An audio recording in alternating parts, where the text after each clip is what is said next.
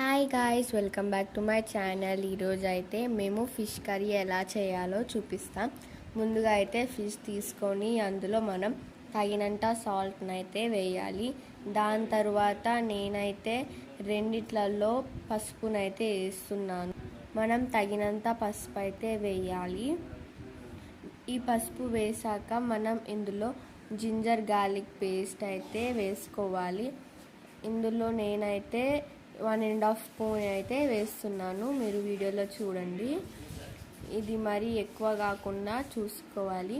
తర్వాత ఇందులో అయితే నేను గరం మసాలా వేస్తున్నాను.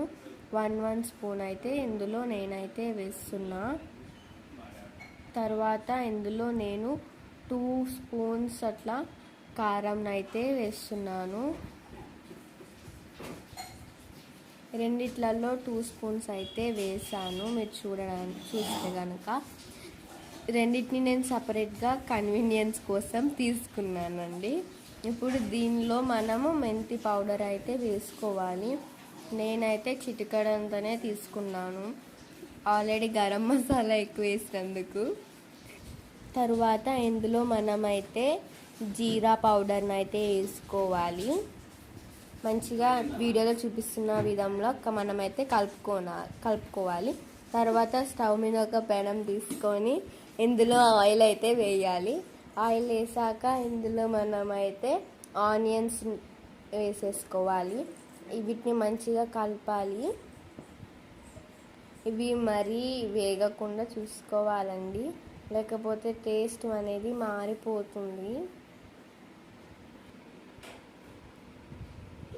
తర్వాత ఇందులో మనమైతే కొత్తిమీరనైతే తీసుకోవాలి. మనం వీడియోలో చూపిస్తున్న విధంగానే ఉల్లిగడ్డలు అనేవి వేగాలి. మరి ఎక్కువ వేగితే టేస్ట్ అనేది మారిపోతుందండి. దీన్నైతే మంచిగా మనం కలిపేసుకోవాలి.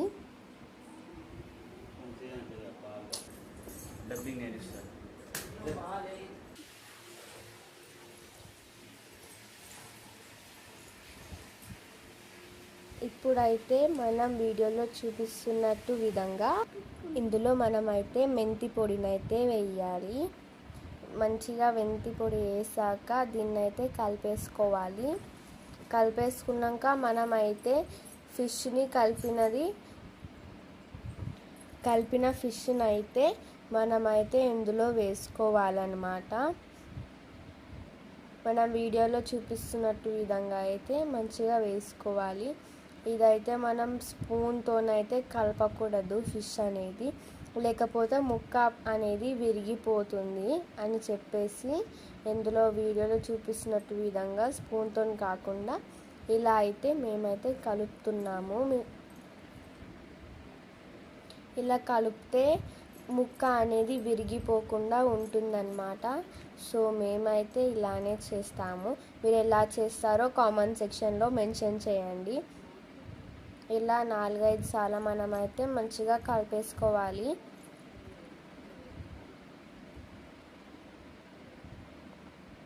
వీడియోలో చూపిస్తున్నట్టు విధంగానే ముక్కకు మంచిగా గరం మసాలా, కారం అవన్నీ అంటేటట్టుగా మనం చూసుకోవాలి.